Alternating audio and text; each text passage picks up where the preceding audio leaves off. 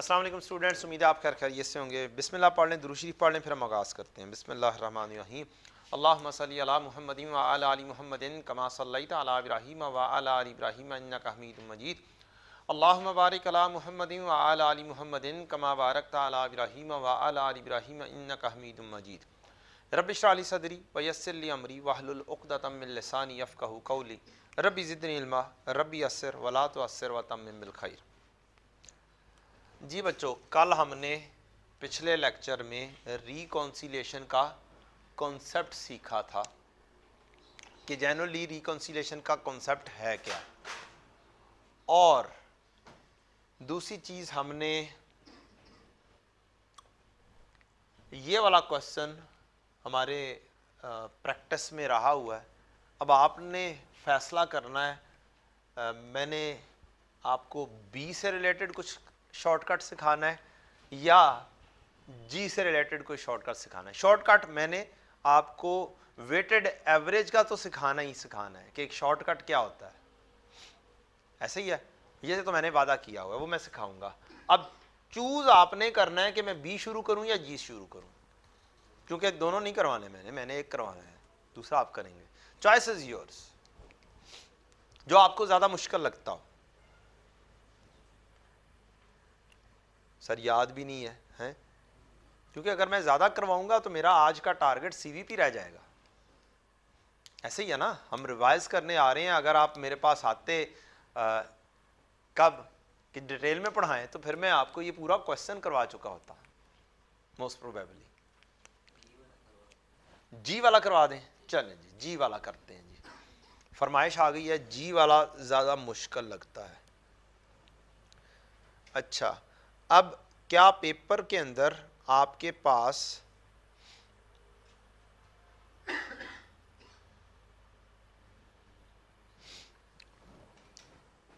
Highlighter या pencil होती है? हाइलाइटर या पेंसिल। अब मेरे पास बी और जी दो प्रोडक्ट्स दे दी गई हैं और मिक्स हुआ है काम। हर एडजस्टमेंट में बी भी आ रही है और जी भी आ रही है, ऐसे ही आता है। तो अब पेपर में जब आपने परफॉर्म करना है वेदर बी और जी, तो किस तरीके से परफॉर्म करेंगे, सेपरेशन कैसे करेंगे? तो इस तरह के क्वेश्चन में पर्टिकुलरली आप अपने पास हाइलाइटर लाजमी रखें, ताकि आप कम से कम एक चीज को हाईलाइट करके पहले एक चीज को तो खुदे लाइन लगाएं ना, एक चीज को तो कर सकें। हम क्या करते हैं, दोनों चीजों को मिक्स करने की कोशिश करेंगे तो दोनों चीजें मुश्किल हो जाएंगी। या फिर प्लानिंग इतनी अच्छी हो हमारी कि हम फॉर्मेट्स भी सारे के सारे बनाएं और दोनों चीजों को इकट्ठा क्या करते रहें, डील करते रहें। ये दोनों ऑप्शंस हमारे पास होती हैं। टाइम एक जितना ही लगना है, मोर और लेस।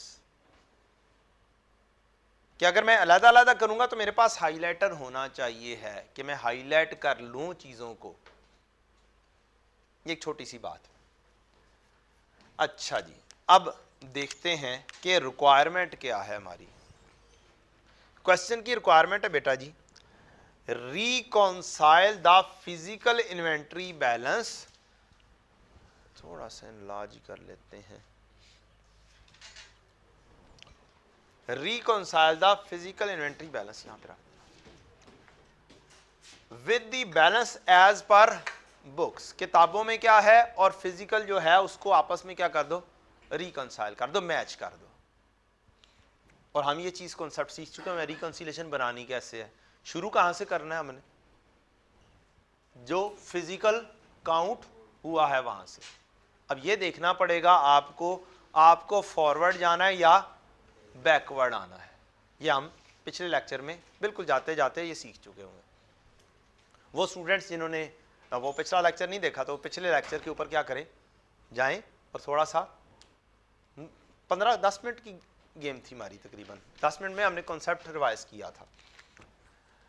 अच्छा जी, रिकंसाइल करो।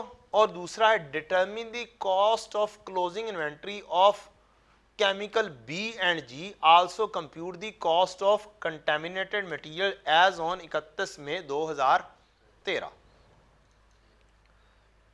23 कर लें आप, चलें जी। Methi Limited produces and markets a single product V. Two chemicals B and G were used in this 60-40 के रेशो में for producing 1 liter V.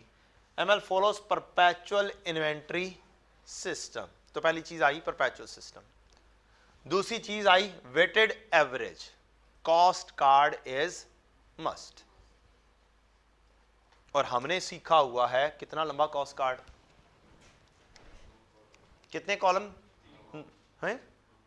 9 column. वो मेजॉरिटी ने 9 कॉलम के सीखा हुआ है. मेजॉरिटी ने 1 2 3 परचेजेस के, फिर 1 2 3 इशू के, फिर 1 2 3 बैलेंस के. मेजॉरिटी ने ये सीखा हुआ है. मैंने भी सिखाया था, लेकिन मैंने सिखाने के बाद मैंने क्या किया था, यार पेपर में टाइम बड़ा ज़्यादा लगता है, तो थोड़ा सा क्या कर लो अपने ऊपर. फार्मूला क्या होता है एवरेज करने का, और मैंने आपसे आज वादा किया कि मैं आपको सिखाऊंगा. ऐसे ही किया हुआ है ना जी. मुझे ज़रा एवरेज रेट का फार्मूला बता दें. वो क्या होता है जी? ओपनिंग स्टॉक प्लस रिसीट की वैल्यू, ओपनिंग स्टॉक की वैल्यू प्लस रिसीट की value divided by opening stock की क्वांटिटी प्लस रिसीट की क्वांटिटी. ये हमारा फार्मूला होता है. इसको पूरे साल पर अप्लाई कर दो तो क्या हो जाएगा? पीरियोडिक. इसको हर ट्रांजैक्शन पर अप्लाई कर लोगे तो क्या हो जाएगा? परपेचुअल. और हर ट्रांजैक्शन में चेंज किस बेस पर आएगी? सेल की बेस पर चेंज आएगी बेटा जी, या रिसीट की बेसिस पर, इशू की बेसिस पर आएगी चेंज, या रिसीट की बेसिस. ठीक हो गया, डन हो गया जी. अब आप लोगों ने फैसला किया है, क्योंकि हमारी रिवीजन क्लास है तो मैं एक हिस्सा करवाऊंगा, ठीक है जी. दूसरा हिस्सा आप उस बेसिस के ऊपर खुद कर लेंगे. जी 450, और इसके बारे में क्या कहता है? The purchase and issue of B and G for the May are as follows. इसमें क्या चीज लिखी हुई है? परचेज, और क्या लिखा हुआ है? इशू. ये परचेज आ रही है रिसीट, और ये इशू आ रही है. इसको नहीं अभी पढ़ रहे, आगे पढ़ते हैं. पहले क्वेश्चन को पढ़ेंगे. Opening inventory of G, B को छोड़ रहा हूं. जी वाज कितने लीटर है? 500 लीटर. क्या आप क्वेश्चन पेपर के ऊपर एक छोटा सा फेवर कर सकते हैं कि आप क्वेश्चन पेपर के ऊपर ये 500 लीटर ओपनिंग उठाएं, ये ओपनिंग उठाएं, और कुछ यहां पर ओपनिंग लिख लें कि मेरी ओपनिंग कितनी आई थी?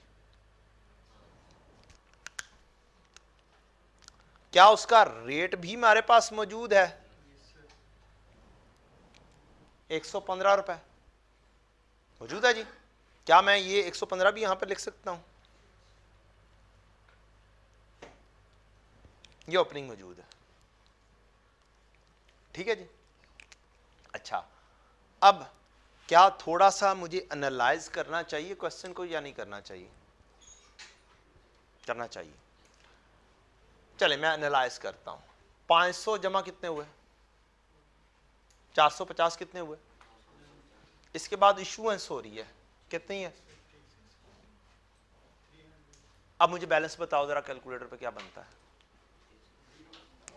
500 जमा 450, 900 में से 650 के बाकी, और 300 फिर से निकल गए. तो फिर क्या हुआ? क्या सारी चीज जीरो हो गई हुई है? तो मेरा काम क्लोजिंग स्टॉक को वैल्यू करना नहीं है. जो क्लोजिंग स्टॉक के बारे में क्या है ना, तो अगर एक क्वांटिटी जीरो हो चुकी है तो रेट इस तारीख पर क्या हो चुका होगा? जस्ट क्या करने पर? एनालाइज करने पर. तो मेरा स्टार्टिंग पॉइंट फिर कौन सा होना चाहिए है क्वेश्चन करने का? क्या 500 से शुरू करूं, वो रिसीट भी लिखूं 3 कॉलम, फिर इश्यूएंस के भी कॉलम बनाऊं, और फिर जाके करूं? सर आप तो ऐसे ही जुगाड़े लगा रहे हैं, तो कोई दूसरे साइड पे भी करके दिखाएं ना. फिर बात तो तब बनती है ना, ऐसी बात है ना कि दूसरी साइड पे भी करके दिखाओ, फिर कि स्टार्टिंग पॉइंट वहां पर से भी चेंज करके दिखाओ, फिर बात बनती है. तो मेरा स्टार्टिंग पॉइंट अभी आपने कहा ये है, मैं कहता हूं ये भी नहीं है. क्या 700 यूनिट्स में से 150 यूनिट्स भी जा चुके हुए हैं, तो बाकी कितने बच गए होंगे? 550। अच्छा इधर से गायब हो गया काम, रोक दिया भाई, वो चल रही है। ओ यस, ऐसे ही करना था ना।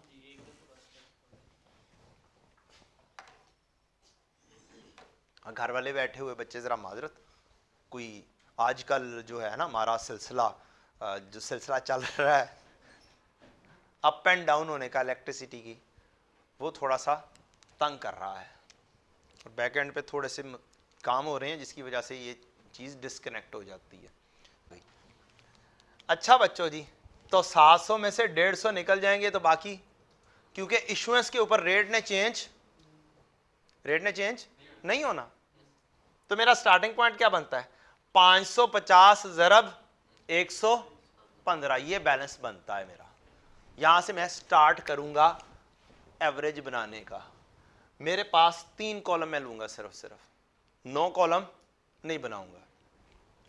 मेरे पास बैलेंस वाला कॉलम ही बनेगा, एक होगा कॉलम क्वांटिटी का, एक होगा रेट का और एक होगा मेरा वैल्यू का। बस 3 कॉलम के ऊपर मैं खेलूंगा। मेरे पास 550 यूनिट्स ज़रब 115, वैल्यू आपने बतानी है, लेकिन यहां पर क्या मुझे मास डायरेक्टली 550 करने से मिल जाएंगे? शायद नहीं मिलेंगे। मैं कह सकता हूं कि यार क्या मैं यहां पर कोई 1-2 वैल्यूज वर्ड्स लिख दूं कि जनाब इस तारीख पर 9/5/13 के ऊपर ऑन 9/5/13 क्वांटिटी इज 0। क्या लिख सकता हूं? इतनी सी बात लिखूंगा, क्या सारी की सारी कहानी सॉल्व हो गई? मेरा टाइम कितना बचा? क्या रफली अभी से ही मैंने चंद बातें करके आपको कहा कि यार आपने 5 से 7 मिनट सेव कर लिए हुए हैं अपने काम के, और वो भी किसी एक प्रोडक्ट के ऊपर 5-7 मिनट सेव हो चुके हैं। ये 550 के ऊपर भी मैं कह सकता हूं 700 माइनस 150 मैंने लिया है, और मैंने अपना टाइम यहां पर भी मजीद बाकी सारा काम लिखने का क्या कर लिया, सेव कर लिया। और मैं यहां पर डेट क्या ये वाली बता सकता हूं कि ये वाला बैलेंस इस तारीख पर है 24/5/13 का ओपनिंग बैलेंस है। 24/5/13 का ये ओपनिंग बैलेंस मैंने 24/5/13 के ऊपर डायरेक्टली आपको जंप करवाया है। ठीक है जी, अब हम आगे बढ़ते हैं। क्या इसके बाद रसीट आई है 250? जी 250 रसीट आई है। वैल्यू ने चेंज होना है, रेट चेंज होगा, तो मैं क्या करता हूं 250 यहां पर लिखता हूं और मैं कहूंगा इन हुई है क्वांटिटी। इन करने में मैं प्लस करूंगा, रेट था मेरा 124। अब मेरा काम है मैं इनको क्या करूं। अब यहां पर भी मैं कह सकता हूं यार मैं टाइम सेव करवा सकता हूं आपका। 550 ज़रब 115 जमा 250 ज़रब 124 करो, टोटल वैल्यू आ जाएगी। या अगर इसके ऊपर नहीं भी जाता तो मुझे अलग-अलग बता दो यार, बच्चों के लिए आसानी हो जाएगी। 550 ज़रब 115 कितना हुआ? 63250। 94250। 550 जमा 250 क्या 800 होते हैं? देख के बता देना, 800 ही बनते हैं। अच्छा, क्या ये दोनों चीजें हो चुकी हुई हैं और ये दोनों चीजें ये हो चुकी हुई हैं, तो इन दोनों को इस दिस डिवाइडेड बाय दिस करूंगा तो क्या आ जाएगा? मेरा नया रेट आ जाएगा 117 ठीक है यार, उसने जरा सही तरह से बता दिया तो सही वाला लिखने देना यार मुझे। 117.8 लिख लेने दो, कोई बात नहीं, उसने 117.8 बता दिया तो गॉट द पॉइंट? अब क्या हुआ, अच्छा खासा हमने उसका क्या लें सत्यानाश फेर दिया है। किसका भला? कॉस्ट कार्ड का। बेटा जी कॉस्ट कार्ड बनाना जरूरी होगा मुकम्मल जब मेरी रिक्वायरमेंट में कॉस्ट कार्ड लिखा होगा, और अगर मेरी रिक्वायरमेंट में कॉस्ट कार्ड नहीं लिखा हुआ ना तो मुझे जरूरत नहीं है। मुझे उसने कहा क्लोजिंग स्टॉक को वैल्यू कर दो, तो बेटा मैंने कोई एक वर्किंग भी छोड़ी हो तो बता दो। क्या मैंने कहा है? उसको बताया? क्या उसके लिए ये काफी है कि जी इस बच्चे ने एनालाइज किया है इस तारीख पर क्या चीज हो गई हुई है? क्या मैंने यहां पर डेट लिखी है कि यार यहां पर ये पॉइंट होगा? क्या मैंने यहां पर भी वर्किंग लिखी है कि यार ये वैल्यू 550 कैसे बना दिया है? तो एग्जामिनर को तो मैं बता रहा हूं, तो मेरे मार्क्स कटेंगे नहीं, कट सकते ही नहीं, एग्जामिनर नहीं काट सकता, पहली बात। दूसरी बात, कॉस्ट कार्ड ही आपने बनाना हो तो भी, मुकम्मल भी करना हो तो भी आप 3 कॉलम में कर सकते हैं, एक सिंगल मार्क्स भी नहीं कटेगा आपका, क्योंकि आप हर चीज परफॉर्म कर रहे हैं। अब आ जाए अगला स्टेप, 450 आउट हो रहे। क्या इसके ऊपर रेट कौन सा लगना चाहिए? ये लगेगा ना, ठीक है। 450 ये आउट हो रहे हैं, ये इशू हो रहा है। तारीख क्या है इसकी?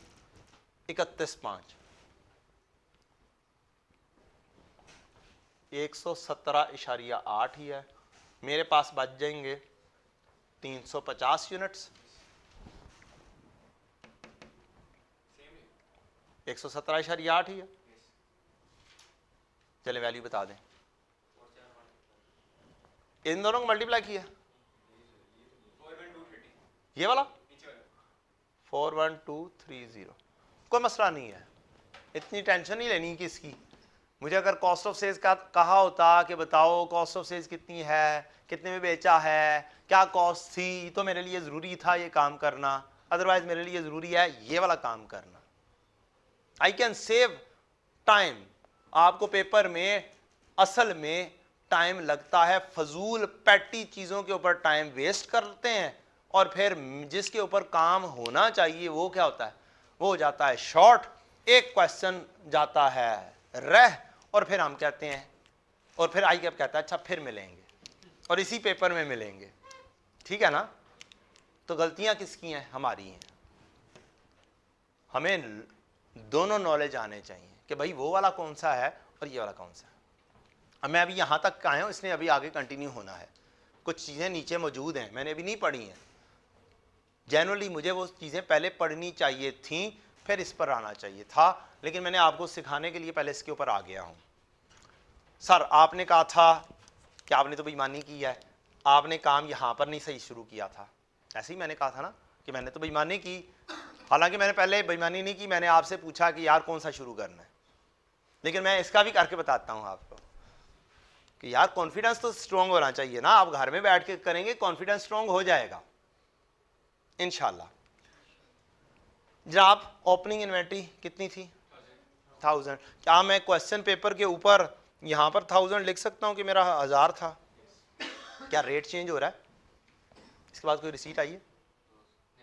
क्या इशुएंस हो रही है? कितनी? 1000 में से 560 भी जा रहे हैं, 300 भी जा रहे हैं, कितने हो गए जी? 860 निकल गए, बाकी कितने बच गए? 140 बच गए। मेरा स्टार्टिंग पॉइंट फिर क्या बनता है? 12.5 बनता है। मैं शुरू करूंगा 12.5 से, और फिर मैं 12.5 से जब शुरू करूंगा और वहां पर मैं लिखूंगा 140, और वहां पर मैं वर्किंग बता दूंगा 1000 माइनस 560 माइनस 300, ये मेरी क्वांटिटी आ गई। एग्जामिनर को पूरा बताना है कि भाई आपने किया कैसे है। एग्जामिनर मार्क्स नहीं काट सकता। एग्जामिनर को कुछ नहीं बताओगे और लिख दोगे यार ये 550 है, शायद तो समझ जाए, क्योंकि ये गलत नहीं है। ये गलत नहीं है, लेकिन उसके लिए अंडरस्टैंडिंग थोड़ी सी क्या हो जाएगी, मुश्किल हो जाएगी। तो उसके लिए आप भी बाद में कंफ्यूज ना हो जाएं, तो अपने लिए वर्किंग लिखें। यहां पे भी मैंने वर्किंग लिख दी है। रेट कौन सा लूंगा बेटा जी? क्या मेरा कोई रेट चेंज होगा? क्या ये ओपनिंग में जो रेट दिया हुआ है 50 रुपए यही रहेगा? यही रहेगा जनाब। मैं यहां पर भी 50 लिख लूंगा, वैल्यू के अंदर नहीं जाऊंगा, वैल्यू में नहीं जाऊंगा मैं। 420 ऐड होगा, रेट 52, 420 यहां पर, रेट 52। क्या मैं अब 140 से 50 कर सकता हूं? 7000, 420 से 52, 21840, 28840, 420 जमा 560 डिवाइड करूंगा, रेट नया आने का आ जाएगा 51.5। अच्छा जी, क्या 250 इशू हो रहे हैं? इसके बाद इसके ऊपर तो रेट चेंज नहीं होना, 250 के ऊपर रेट चेंज नहीं होना। 250 में जस्ट आउट कर सकता हूं, रेट तो मेरा वही आएगा 51.5, 310। अब मैं वैल्यू निकाल लूंगा डेफिनेटली। इसके बाद मेरा रेट चेंज 500 ज़रा 55, 500 ज़रा 55। राउंडिंग ऑफ का कुछ थोड़ा बहुत मसला हो भी जाता है ना, तो वो जायज़ है। पेपर में फास्ट वे आउट में काम करने के लिए क्या है, वो जायज़ है।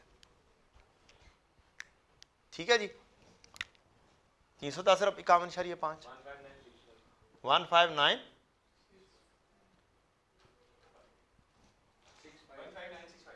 ये लें जी, 500 ज़रा 55, 27,500। ये है आपका। आउट हो रहा हो तो ब्रैकेट में यूज़ कर दो, इन हो रहा हो तो ये वाला फार्मूला उस ट्रांजैक्शन पर अप्लाई कर दो। हाँ, यहाँ पर डेट्स लिखनी है। क्या करनी है? डेट्स लिखनी है। ये 24/5 की कहानी है। और फिर 500 आउट कर रहा हूँ मैं। 500 आउट, 500 आउट हुआ है या 500 इन हुआ है?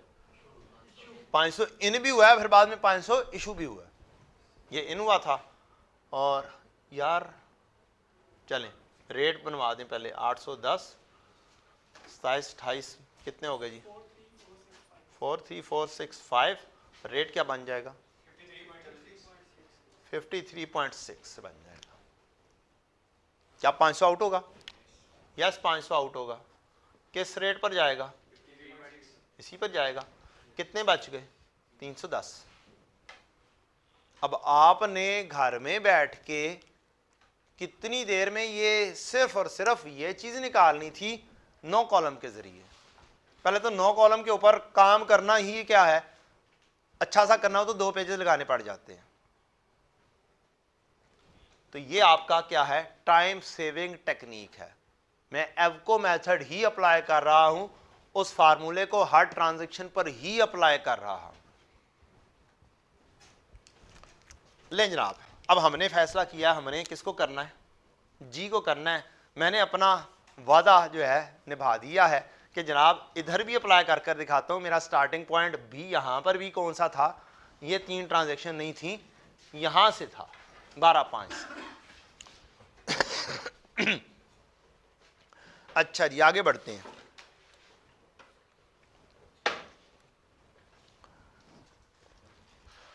ओपनिंग वाली ट्रांजैक्शन खत्म हो गई। अब पेपर में मैं अपना जाती तरीकाकार आपको बता सकता हूं। मैं जब कॉन्फिडेंट हो जाता था मैंने ट्रांजैक्शन कोई डील कर ली है, तो मैं क्या करता होता था, उस ट्रांजैक्शन को क्या करता था, उड़ा देता था। भाई ये तो गई, ये ऐसे नहीं, पेंसिल से ये गई। उससे होता क्या था, पेपर के अंदर आप काफी हद तक सेटिस्फाइड हैं कि ये काम हो चुका हुआ है, बार बार इसको ढूंढना नहीं है, देखना नहीं है। अगली चीज हाइलाइटर भी मैं लेकर जाया करता था। अब मैं आपके लिए हाईलाइट कर रहा हूं जी की सारी ट्रांजैक्शंस। जी है 140 लीटर। फिजिकल इन्वेंट्री कितनी है जी? 140 लीटर फिजिकल इन्वेंट्री। उसने कहा 140 लीटर है। किसकी? जी की। The stock check was conducted on 31 May को ही हुआ है। ये शायद 31 मई को कोई 4-1 बजे हुआ होगा, 3 बजे हुआ होगा, 2 बजे हुआ होगा। मुझे बैलेंस चाहिए 31 मई का बिल्कुल एंड का, रात 11:59 का। ठीक है जी। इसके बाद जोन जोन सा काम होगा वो मुझे डील करना है। अब एज पर प्रीवियस नॉलेज जो कल हमने सीखा था, क्या मैं रिकॉन्सिलेशन बना सकता हूं, उसका फॉर्मेट स्टार्ट कर सकता हूं? यही इंफॉर्मेशन पढ़कर मेरा स्टार्टिंग पॉइंट क्या होगा? जो फिजिकल काउंट हुआ है। और फिर ये मैं जरूर एनालाइज कर सकता हूं कि यार मैं फॉरवर्ड जाऊंगा या बैकवर्ड जाऊंगा। फॉरवर्ड जाना पड़ेगा या बैकवर्ड? सोच के बताना है। बैकवर्ड। अन्यवा काम नहीं करना। किस तारीख पर स्टॉक हो रहा है और चाहिए कब का? यहां पर आप खड़े होके मुस्कुरा रहे हैं और यहां पर क्या हो रहा है? स्टॉक काउंट हो रहा है। मैं थोड़ा सा पहले ले आता हूं यार। ये 31 तारीख है, 31/5 के 4 PM है और आपको चाहिए 31/5 का ही 11:59 PM। तो आपको क्या करना होगा? फॉरवर्ड जाना होगा। ठीक है जी। तो ये सोच के आप क्या करेंगे? आप रिकॉन्सिलेशन बनाएंगे, उसका जस्ट फॉर्मेट बनाएंगे। आप कहेंगे फिजिकल काउंट ऑन 31/5 और क्वांटिटी कितनी है जी? 140 थी ना। और मुझे मैच करनी है एज पर रिकॉर्ड। वो भी किस तारीख का? 31/5। दरमियान में जो सी भी चीजें होंगी वो हमने कर लेनी है। इस रिकॉर्ड को भी अपडेट करने की जरूरत पड़ेगी, इस रिकॉर्ड को अपडेट करेंगे। ये वो वाला रिकॉर्ड है जो हमें उस बंदे ने कर दिया हुआ है, यहां तक तुम पहुंचो भाई, हम वहां तक पहुंच गए। इसके बाद कोई भी करेक्शन करनी है तो हमने इसके बाद करनी है। सबसे पहली चीज तो ये भाई, जो अकाउंटेंट ने गलतियां की होंगी वो तो गलतियां हो चुकी हुई है ना। अब वहां तक तो पहले पहुंचे ना, हम वहां तक पहुंच चुके होंगे। अब आगे सारे का सारा काम हमें करना है। आगे बढ़े जी। तो मैं सिर्फ जी को हाईलाइट कर रहा हूं। Due to contamination 105 litre of G were excluded from stock check. Contaminated था, साइड पे पड़ा हुआ था, मैंने कहा मैं शामिल नहीं करता। एक्सक्लूडेड का मतलब कुछ यही होता है ना कि निकल गया हुआ है, नहीं शामिल किया गया हुआ। अच्छा, आगे कहता है देयर NRV इज 50 पर लीटर। ठीक है, NRV की कहानी के ऊपर बाद में आएंगे। पहले तो हम क्वांटिटेटिवली तो इसको देख लेना। ये बताएं क्या ये स्टॉक आपका है? बोले जी। कल हमने कहा था कि स्टॉक तो है, क्या ये किताबों में भी मौजूद होगा? बुक्स में मौजूद होना चाहिए है ऑब्वियसली। कहीं पे कंटेमिनेटेड स्टॉक का आउट होना नजर आया ऊपर सारे महीने में? कोई नहीं मिला। फिजिकल काउंट के अंदर उसने ये शामिल, क्या मेरा स्टॉक है? नहीं लिखा गया हुआ, क्या लिख लेना चाहिए इधर? क्या इसकी गलतियां सही करनी चाहिए? फिजिकल काउंट वाले की चीज की गलती सही करनी चाहिए। तो क्या करो, लॉजिकल चलो, जो सी गलती हुई है उसको सही करो। मैंने कल आपको चीजें बताई थी कि आप टी अकाउंट बनाएंगे सिर्फ और सिर्फ ये जज करने के लिए कि आपको फॉरवर्ड जाना है या बैकवर्ड जाना है और उसके अंदर क्या चीज प्लस करनी है, क्या चीज माइनस करनी है। तो मेरा आगाज हुआ है 31/5 यहां से फिजिकल से 4 PM पे, और मुझे जाना है 31/5 पर 11:59 PM पर। तो इसका मतलब है दरमियान में कुछ परचेजेस हुई होगी और कुछ सेल हुई होगी या इशूएंस हुई होगी। तो फिर ऐड क्या होगा? जो रिसीट होगी वो ऐड होगी और जो इशूएंस है वो लेस होगी। तो मैं ये सोच के रिसीट के लिए मैं लिख सकता हूं ये ऐड होना है अपने लिए, और इशू के लिए मुझे क्या करना है? माइनस करना है, क्योंकि जब अगर हम काम ही उलट कर देंगे तो काम क्या होगा, खराब हो जाएगा। हमें काम सही करना है, तो फिर उसके लिए अगर मुझे रफली एक टी काउंट बनाना पड़ जाता है तो गलत होगा यार। रट्टा जो चीज है ना वो बहुत बुरी चीज है, तो भूल जाता है, कॉन्सेप्ट कभी भूलता है। आज तक कभी खब्बा डेबिट सज्जा क्रेडिट भूले हो? कॉन्सेप्ट था ना, कॉन्सेप्ट सीखा ना, तो कॉन्सेप्ट नहीं आउट होता। कॉन्सेप्चुअली चलें, हर चीज इंशाल्लाह सही होगी। अच्छा, दूसरा कॉन्सेप्ट दिया था, जो सी चीज आपकी है नहीं लिखी गई क्या करूं, और जो सी चीज गलत ऐड हो गई है वो गेट आउट बोल दो। तो अब कह सकता हूं कंटेमिनेटेड स्टॉक जो है वो नहीं लिखा गया था, मेरा कंटेमिनेटेड स्टॉक था ना, उससे कहा 105 litre excluded from stock check, तो एक्सक्लूड हो गया, मींस शामिल नहीं किया गया, इसमें शामिल होना चाहिए था। कितने हैं यार, क्वांटिटी कितनी है, 105। तो ये मेरा 105 कंटेमिनेटेड स्टॉक है जो मेरा स्टॉक बनता है और मैंने नहीं लिखा है। आगे बढ़ते हैं, अगली adjustment 4 number, 250 litre of B को तो नहीं पढ़ना हमने सिर्फ किसको पढ़ना है, जी को। 95 लीटर ऑफ जी, यार ये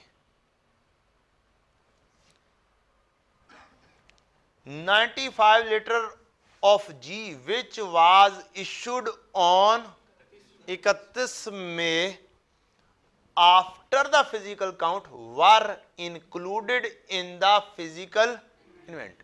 भाई डेफिनेटली शामिल हुआ होगा ना, मैंने फिजिकल काउंट किया होगा, उस वक्त तो मौजूद था, उस वक्त तो क्या, उसके बाद इशू हो गया, इशू हुआ है तो मुझे क्या कर देना चाहिए, क्या रिकॉर्ड में मैंने लिखा हुआ है 31 मई को 450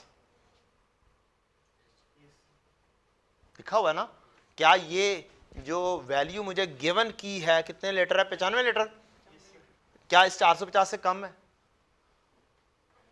बहुत कम है ना, तो इसका मतलब है इसमें शामिल हो गया होगा, रिकॉर्ड में सही लिखा गया हुआ है, रिकॉर्ड में एंट्री हो गई हुई है। हाँ यहां पर लिखा होता ना 40 यूनिट्स, तो मैं कहता यार ये वाली चीज एंटर ही नहीं हुई, ऐसे ही है। अब इसका मतलब है ये वाली चीज एंटर हो गई हुई है। और एक और बात है, जिस चीज के बारे में वो खामोश है, इसका मतलब है वो बिल्कुल ठीक हो चुकी हुई है। अगर गलती हुई होती तो वो बताता कि मैंने रिकॉर्ड में नहीं लिखी, या कोई इशारा होता क्वांटिटी का, जैसे मैंने अभी आपको बताया कि 450 से ये 95 से भी कम होता, तो इसका मतलब है रिकॉर्ड में एंटर, यार 95 एंटर करोगे तो फिर 40 तो नहीं आ सकता ना यहाँ पे। तो ये जस्ट एनालिसिस करने की बात है। 31 तारीख को 450 इशू हुआ है, और ये क्या इशू हुआ, मेरे स्टॉक में गलत था, ये यहां से यहां तक पहुंचने के लिए इशुएंस हुई है ना, और ड्यूरिंग दैट पीरियड हुई है, तो ये मैं क्या करूंगा, आउट करूंगा, और मैंने फैसला कर लिया है कि इशुएंस को क्या कर दूंगा, मैं लेस कर दूंगा, 95 मैंने लेस कर देना। आगे बढ़ें और अगली एडजस्टमेंट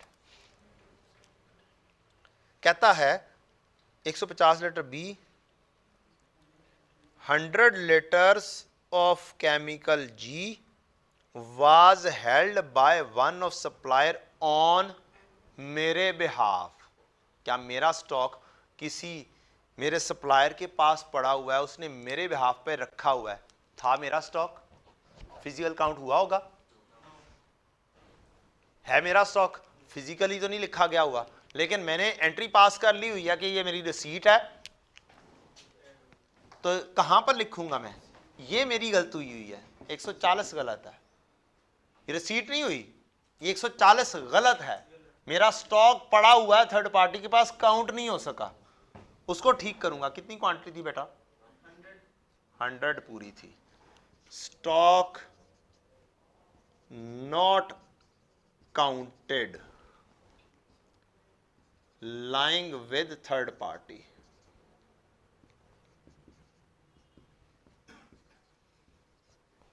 काउंट नहीं हो सका, मैंने लिख लिया कि भाई ये तो होना चाहिए था। आगे बढ़ें जनाब, अगली adjustment. 200 litre were return on the production process. अच्छा जनाब, 100 litres of B and 200 litres of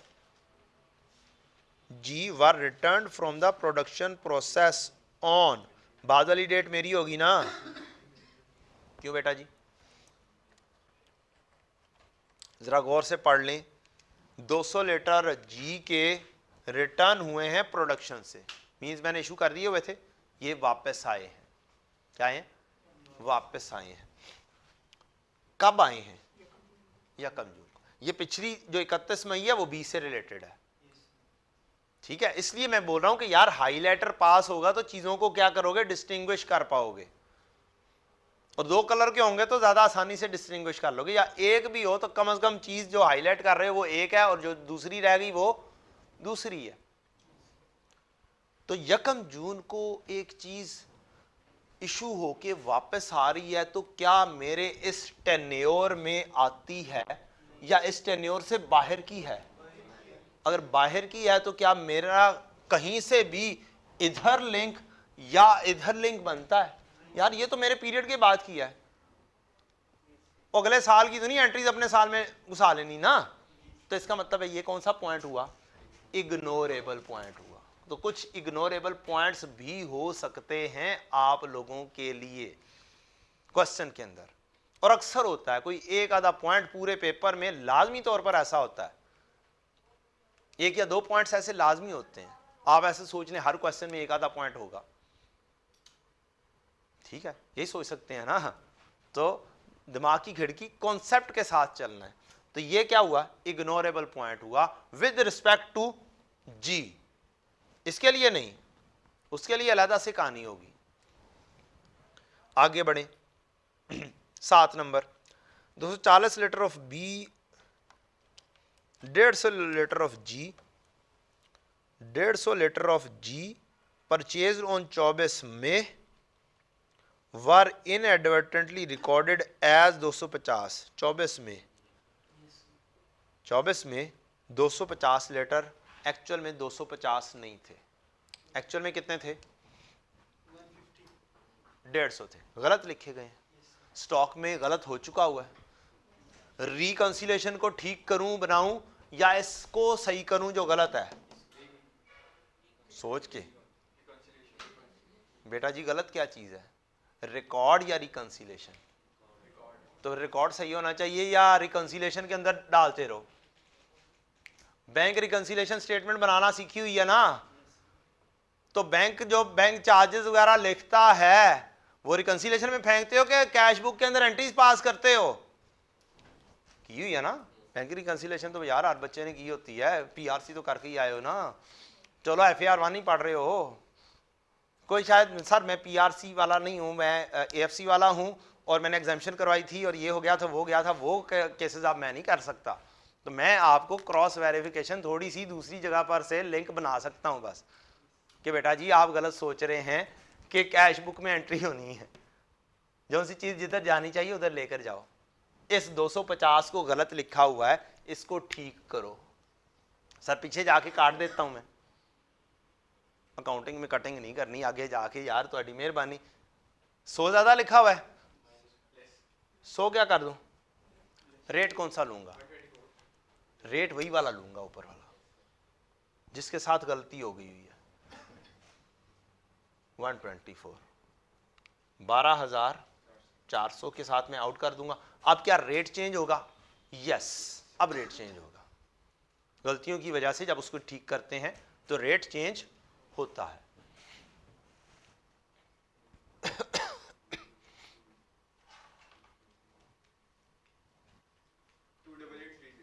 to 8830 और ये आ गया 250, डिवाइड करेंगे रेट आ जाएगा 115.32 लें जनाब, ये आपका 250 के ऊपर 8 ठहरा है, जो आपका स्टॉक सही वाला बनता है। क्या सारी एडजस्टमेंट मैंने कर ली है? कोई छोड़ी तो नहीं है? इसका मतलब है उधर से टोटल करें तो वो भी 250 होना चाहिए, और अगर नहीं है तो मैंने कोई गलती की है।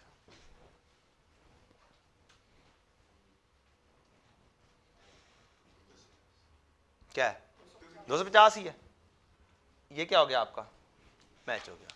अगर मैं ये चीज यहां पर जाके लिखता, मैच होना था, शायद फिर भी हो जाना था, शायद फिर मैंने आगे पीछे करना था, यार ये क्या हो गया, वो क्या हो गया, फिर मैंने पैनिक होना था और पैनिक होके काम गड़बड़ हो जाना था। तो बी कॉन्सेप्चुअल, कॉन्सेप्ट के ऊपर रहें, जिधर जिधर जो सी चीज जानी चाहिए उधर उधर ले जाए। एक तो मैंने रिकॉन्सिलेशन कर दी। अब एग्जामिनर को मजीद बेहतर तौर पर कैसे बता सकते हो कि यार yes you have done your right effort. यहां पर लिखो ए, इससे मैच कर रहे हैं ना, और यहां पर लिखो equal to A, cross verify भी हो गया कि भाई मैं कहां से मैच कर रहा हूं, यहां से जाकर देख लो, मैंने यहां से मैच किया। हम लोग बाज़ औक़ात रेफरेंस दे रहे होते हैं working 1, working 2, working 3। I am not in favour of that. मैं ABC के क्रॉस रेफर करने के फेवर में ज़्यादा हूं, ख़ासतौर पे CMA में, क्योंकि CMA में हमारे रिलेशंस बहुत ज़्यादा बिखरे पड़े होते हैं। उनको अपने लिए भी आसानी के लिए क्या है, ये तरीकाकार ज़्यादा आसान है। और कभी एग्जामिनेशन के भी देख लें तो उसने भी यही काम किया होता है कि ICAP के कभी आंसर देखे? कभी भी नहीं देखे यार, कभी देखना, उसने ABC लिखी होती है।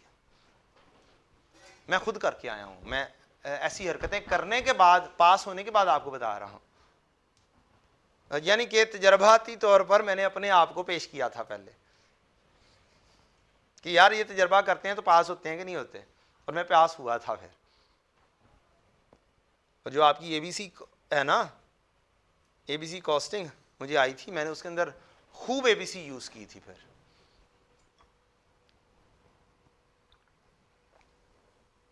ले जनाब, एक काम हो चुका हुआ है। अगला काम क्वेश्चन की रिक्वायरमेंट थी, determine the cost of closing inventory of chemical B, also compute the cost of contaminated material as on 31 में। अब आपका क्लोजिंग स्टॉक की वैल्यूएशन है, ये अभी कॉस्ट है, हमें अब lower of cost and NRV पर जाना है। और हमने इन्वेंट्री के अंदर कुछ कॉलम सीखे थे कॉस्ट का। क्या मेरे पास क्वांटिटी है? यस। कॉस्ट पर यूनिट भी है? यस। क्या कंटेमिनेटेड अच्छे वाला और डैमेज वाला फर्क है?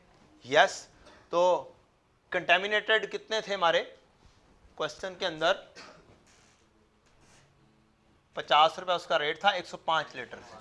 तो 250 में से 105, इसका मतलब है क्या होंगे? कंटेमिनेटेड। तो 250 में से 105 गए तो बाकी कितने बच गए? 145 क्या हो गया? गुड स्टेट के अंदर होंगे। रेट क्या दोनों की कॉस्ट एक ही होगी? 115.3। ऐसे ही है जी। क्या NRV बताई हुई है? 50 नहीं, इसकी नहीं, इसकी बताई हुई है, इसके ऊपर नॉट एप्लीकेबल आ गया। लोअर कौन सी चीज होगी? 115.32 और यहां पर 50। क्या क्वांटिटी इंटू रेट कर लोगे? ये जरब ये 145 जरब 115, ये वाली वैल्यू आएगी, और 105 जरब 50, ये वाली वैल्यू आपकी क्लोजिंग स्टॉक की वैल्यू भी हो जाएगी। 5250 721। को औखा क्वेश्चन था वैसे, सो सिंपल। किसकी? हाँ, अब एडजस्टमेंट करनी पड़ेगी एक एंट्री, अगर आप से एंट्री रिक्वायर्ड की होती तो आपने एक एडजस्टमेंट एंट्री पास करनी थी। देखना यह है कि ये मटेरियल की एंट्री है या फिनिश गुड की। सोच कर बताओ, क्वेश्चन पढ़कर बताओ। मटेरियल की एंट्री कुछ और होनी है और फिनिश गुड की एंट्री कुछ और होनी है। कल हमने डिस्कस किया था। ऊपर देखें तो ये एक वी प्रोडक्ट बनाने के लिए केमिकल्स हैं 2 अदद जो कि मटेरियल हैं, और मटेरियल की एनआरवी एफओएच को जाएगी, एनआरवी एडजस्टमेंट।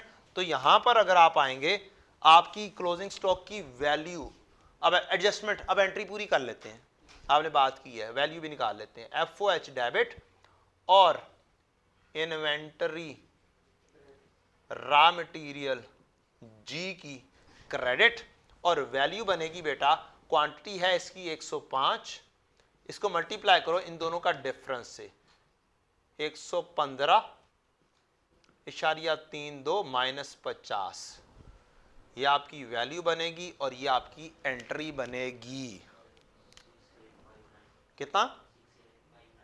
6859। एफओएच डेबिट और इन्वेंट्री क्रेडिट। देखना होगा कि फिनिश गुड की एनआरवी एडजस्टमेंट है या मटेरियल की एडजस्टमेंट है। मटेरियल ने मैंने वहां पर एक वो 2 अकाउंट्स बना के आपको लिंकिंग की थी कि जाना क्या है, अगला स्टेप कौन सा है। तो इसे इनडायरेक्ट मटेरियल कहेंगे या लॉस कहेंगे, वो जो भी हो मटेरियल का लॉस, उसने इधर ही जाना है, एफओएच में जाना है। उसे आप कॉस्ट काउंटिंग में इनडायरेक्ट मटेरियल ही कंसिडर करके लेकर जाएंगे, और फिर बाकी का काम अंडर ओवर एब्जॉर्ब का होगा, वो उसके जरिए सारी चीजें क्या हो जाएंगी, ठीक हो जाएंगी। Any other question with respect to inventory?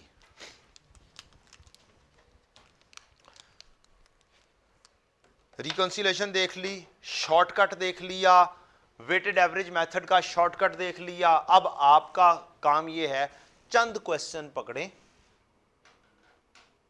अगर तो आपके पास अवेलेबल हैं, लाइक FAR1 के, क्योंकि CMA के अंदर तो ऐसा कोई क्वेश्चन है ही नहीं। ठीक, बुक ले लें, ये मेरी बुक लेके फोटोकॉपी करवा लें या किसी तरीके से अरेंज कर लें।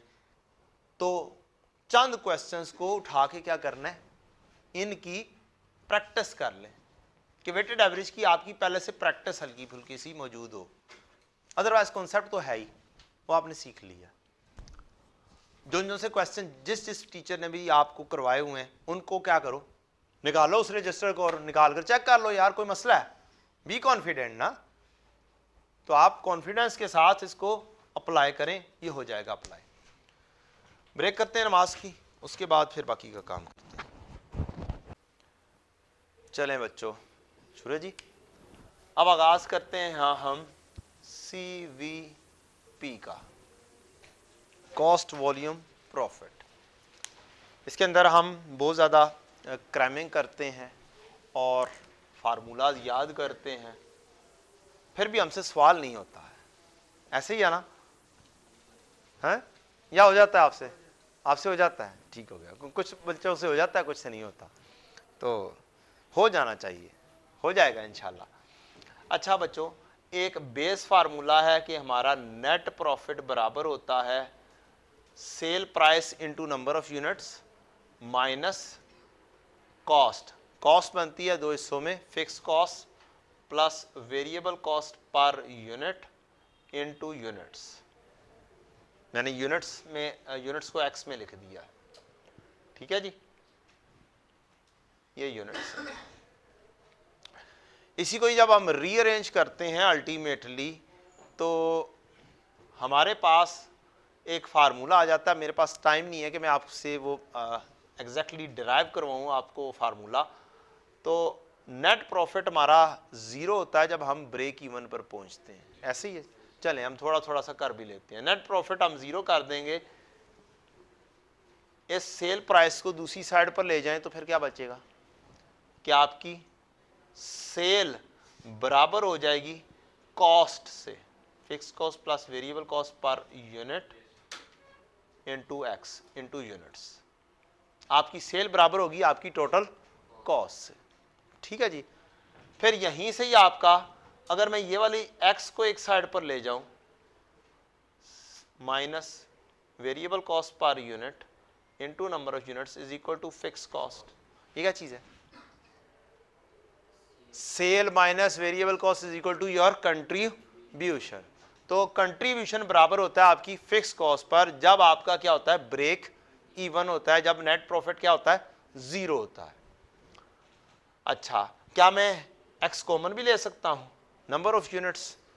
तो मैं sale price minus variable cost कर दूंगा, और ये दोनों पर यूनिट हैं, is equal to fix cost, और फिर मेरा x is equal to fix cost divide by p minus variable cost.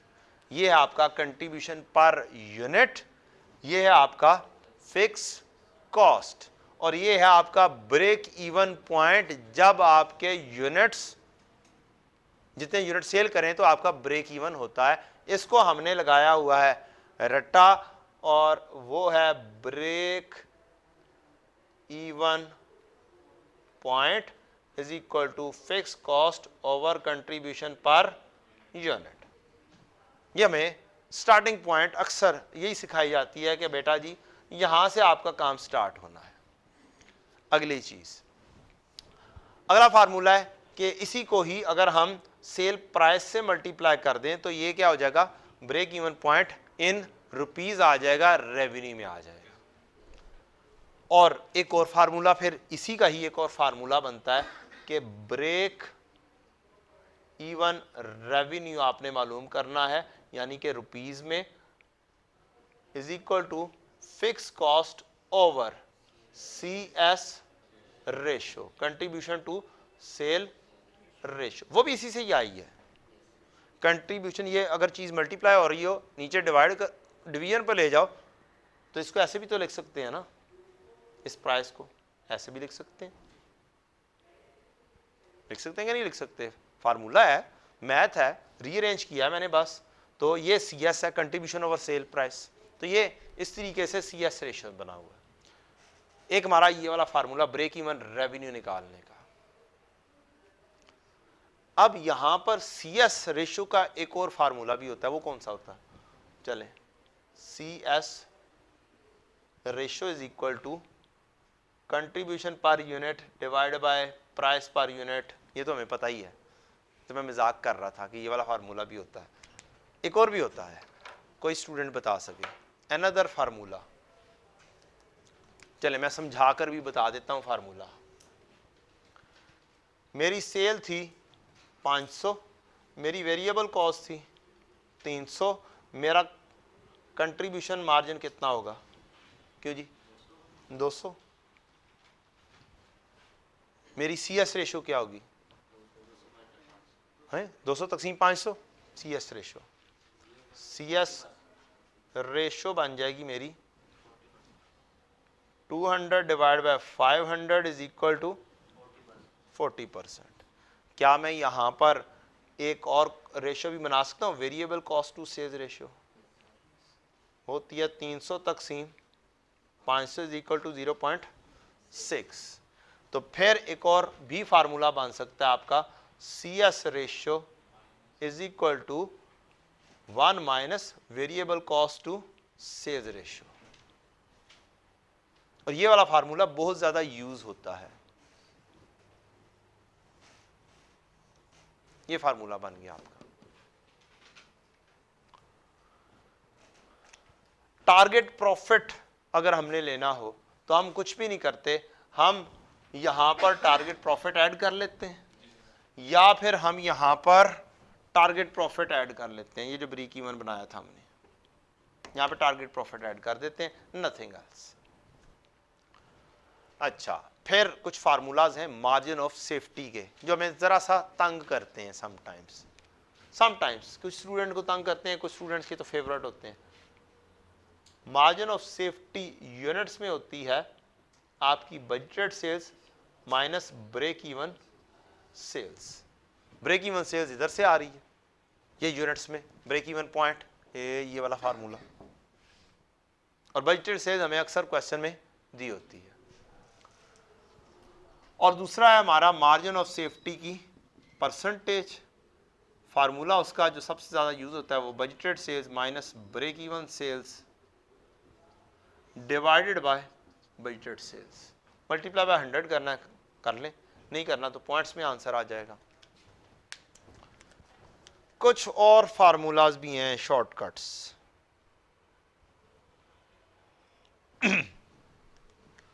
मसलन इसी फार्मूले से जो हमने भी पढ़ा है, इसी फार्मूले से डिवाइज होकर वर्कआउट होकर एक फार्मूला बनता है ब्रेक इवन सेल्स का, budgeted sales into 1 minus margin of safety की परसेंटेज। ये फार्मूला आपको ऐसा लिखा हुआ कहीं पर बहुत ज़्यादा शायद नहीं मिलता। तो ब्रेक इवन सेल्स का एक और formula budgeted sales into 1 minus margin of safety की परसेंटेज। ये इसी फार्मूले से वर्कआउट होकर बना हुआ फार्मूला। मीन्स मैथ है, चीज़ों को रीअरेंज करें तो वो चेंज हो जाएगी। इसमें से ये वाली चीज़ निकालनी है, ये शिफ्ट होकर इसके अंदर कन्वर्ट हो जाएगी।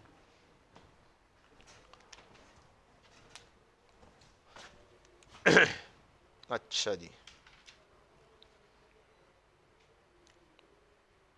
अगली चीज़ है कि जो हमने टारगेट प्रॉफिट लेना है, अगर हमें टारगेट प्रॉफिट का कहे तो ये आपका प्रॉफिट बिफोर टैक्स होता है जो आपने लेना होता है।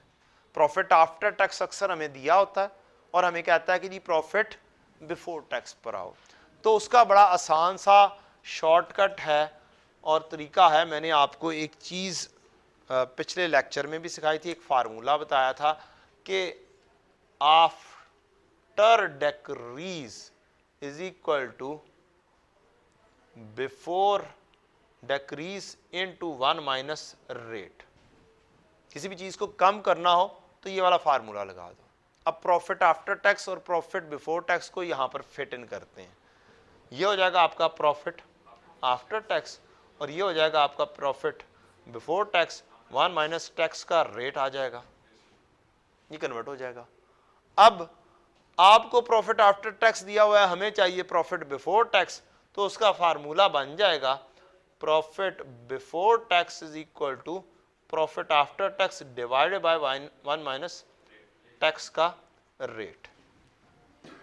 तो इस तरीके से आप पीबीटी पर भी पहुंच सकते हैं, जो कि अक्सर क्वेश्चन में हमें प्रॉफिट आफ्टर टैक्स देकर हमें तंग करता है। ये तो हो गए हमारे फार्मूलाज की कहानी और बस इतने से ही फार्मूलाज हैं। मल्टी यूनिट्स का आ जाता है काम, उसको हम देखेंगे। अब मेरा क्वेश्चन आप बच्चों से ये है कि क्वेश्चन को सीवीपी के क्वेश्चन को उठाना कैसे है, टैकल कैसे करना है। This is a thing. Any suggestion from your side? कोई तरीकाकार आप लोगों ने भी माशाल्लाह से इतने टीचर से पढ़ा हुआ है, कोई शायद मेरे लिए कोई लर्निंग पॉइंट निकल आया, बताएं जी। क्वेश्चन में सीएस रेशियो ना है तो ये हो फिर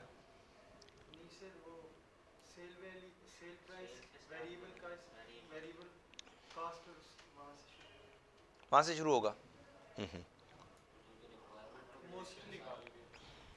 मोस्टली बेटा आपको मैं सजेशन दूंगा, अगर पसंद आ जाए तो वो ऑप्ट कर लेना। क्वेश्चन आप क्या कर देंगे, उठा जाएंगे। असल में सीवीपी के क्वेश्चन में हर क्वेश्चन में आपको नित नई चीज दिखाई जा सकती। क्या ये फार्मूले सारे इंटर रिलेटेड हैं? अब चीजें छुपी होती हैं, मसला होता है चीजों को निकालना कैसे है, डिग डाउन कैसे करना है। हम जितना मर्जी सोच लें सीवीपी के अंदर, हम डिग डाउन नहीं कर सकते जब तक हम पेज के ऊपर चीजों को लेकर नहीं आएंगे। अब पेज पर लानी कैसे है वो मैं आपको बताता हूं कि आपको करना क्या है। फार्मूला साइड पे कर दूं मैं। Where is the duster? बेटा डस्टर गायब कर दिया किसी बच्चे ने। अच्छा, मेरे लैपटॉप के पीछे गायब हुआ है। मैंने गायब किया इसका मतलब है।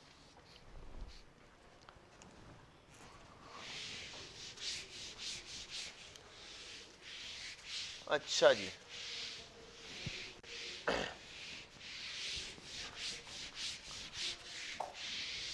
बच्चों एक तो चीज है कि फार्मूलाज याद होने चाहिए। क्या होने चाहिए? फार्मूलाज याद होने चाहिए, उनके ऊपर ग्रिप होनी चाहिए और अच्छी ग्रिप होनी चाहिए। वो हमें याद होते भी हैं, कोई इक्का दुक्का शायद जो मैंने डिस्कस किए हैं उनमें से इक्का दुक्का फार्मूलाज ऐसे हों जो आपको याद ना हो। शायद ये वाला ना याद होगा, यहाँ कहीं पे ये वाला, ऐसे ही है ना। बाकी सारे तो आपने तकरीबन रूटीन में देखे हुए हैं फार्मूलाज। अब क्वेश्चन करने का काम क्या होगा? आपको फर्ज करते हैं ब्रेक इवन की रिक्वायरमेंट दी, ये वाला फार्मूला, ये रिक्वायरमेंट है कि ब्रेक इवन पॉइंट निकालो। तो जोन सी रिक्वायरमेंट हो, सबसे पहले तो वो वाला फार्मूला लिखना है। मेरी रिक्वायरमेंट क्या थी? ब्रेक इवन पॉइंट निकालने के लिए मैं सबसे पहले लिखूंगा ब्रेक इवन का formula, fix cost over C S ratio तो ब्रेक इवन रेवेन्यू होता है, ब्रेक इवन पॉइंट है कंट्रीब्यूशन पर यूनिट। ठीक है जी। दूसरा रिक्वायरमेंट थी मेरी क्वेश्चन के अंदर ही कि मार्जिन ऑफ सेफ्टी की परसेंटेज बना दो। तो दो एक रिक्वायरमेंट तो होंगी ना। मैंने दूसरी कही मार्जिन ऑफ सेफ्टी की परसेंटेज होती है budgeted sales minus break even sales divided by budgeted sales. अब ये दोनों मैंने लिख ली हैं। इससे अगला फार्मूला कौन सा लिखना है? दो किस्म के फार्मूलाज मजीद लिखने हैं। नहीं नहीं ऐसे नहीं, हवाओं में नहीं चलानी चीजें, लिंक करनी है चीजें। वो किस तरीके से लिंक करनी है? आपने अगला काम ये करना है कि रिक्वायरमेंट वाले फार्मूलाज लिख दिए। अब इनमें से देखो कि कौन कौन से फार्मूलाज किसी और चीज के भी हैं। क्या ब्रेक इवन सेल्स का कोई फार्मूला है? बोले ब्रेक इवन सेल्स का फार्मूला है, तो अब इस चीज का भी फार्मूला लिख दोगे आप। Break even sales is equal to क्या चीज है जी? बजटेड सेल्स यार, fix cost over C S ratio. उसके ऊपर ना जाओ, उसके ऊपर भी जाते हैं। आपने कहा कि ये वाला फार्मूला है, तो मैं ये भी लिख देता हूं। जितने फार्मूलाज हों क्या करो, लिख दो, लिख मारो। नहीं पता लिंकिंग कहां से निकल कर आनी है। अब मेरी रिक्वायरमेंट क्या थी बेटा जी? बेटा जी रिक्वायरमेंट कौन सी? मार्जिन ऑफ सेफ्टी परसेंटेज थी। क्या ये बताएं मार्जिन ऑफ सेफ्टी की परसेंटेज ही रिक्वायरमेंट हो और उसी से ही मैं फिर ब्रेक इवन निकाल रहा हूंगा? जरा सोचो, वो ये यूज नहीं हो पाएगा।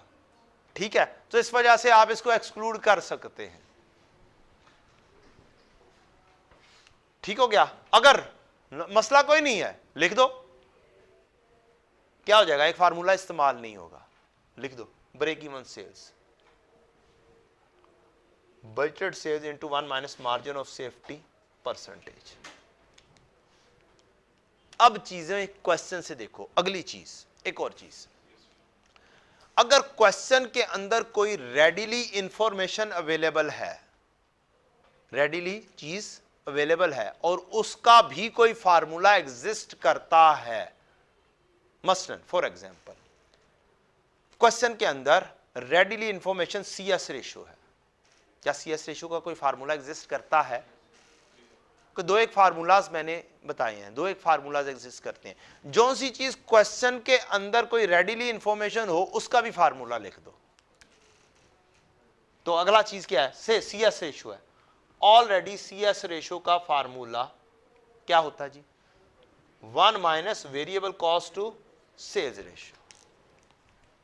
तो चांसेस ये हैं कि आपके वेरिएबल कॉस्ट से सी एस रेशियो यूज होगी या सी एस रेशियो से वेरिएबल कॉस्ट टू सेल्स निकलेगी, ये कहीं और यूज हो जाएगी। ना यूज होता टेंशन नहीं है, कोई बात नहीं, कोई दो फार्मूला नहीं यूज होंगे, लेकिन आपकी लिंकिंग खुद ब खुद बन जाएगी। एक छोटा सा क्वेश्चन करते हैं। बहुत छोटा सा क्वेश्चन लें जी। रिक्वायरमेंट ये आ रहा जी, नीचे सॉल्यूशन दिया हुआ, इस वजह से मैं नहीं नीचे लेके जा रहा, ठीक है जी। तो ये पढ़ा जा रहा है भाई, ये यहां तक जा रहा है ना। क्वेश्चन में क्या चीज दी है? Monthly sales, budgeted sales price per unit, margin of safety की परसेंटेज दी हुई है, CS रेशियो दिया, और मेरा टारगेट क्या है? Budgeted fix cost. अब फिक्स कॉस्ट मालूम करनी है। अब सोचोगे बेटा जी, फिक्स कॉस्ट की मेरी रिक्वायरमेंट है या मेरा टारगेट है किसी वजह से क्वेश्चन के अंदर, तो सोचो कि फिक्स कॉस्ट कौन कौन से फार्मूले में यूज होती है, ये सोचोगे। फिक्स कॉस्ट कौन कौन से फार्मूले में यूज होती है, क्योंकि फिक्स कॉस्ट का डायरेक्टली फार्मूला तो नहीं है ना। तो मैं क्या कर सकता हूं, जिस जिस फार्मूले में फिक्स कॉस्ट यूज होती है मैं वो वाला फार्मूला यहां पर ले आऊंगा। सबसे पहला पॉइंट मेरा ये होगा, कहां पर यूज हो सकती है? एक फिक्स ब्रेक इवन पॉइंट पे यूज हो सकती है, एक ब्रेक इवन रेवेन्यू पर यूज हो सकती है। मैंने ये दो फार्मूलास पहले नंबर पर लेकर आने हैं। चलो लिखे हुए हैं, ये मैं मिटा देता हूं ताकि जरा तरतीब से काम तो प्रॉपरली हो जाए ना, ऐसे तो फार्मूलाज लिखे गए हुए हैं। अब ये काम होता है हिट एंड ट्रायल मेथड। क्या होता है जी?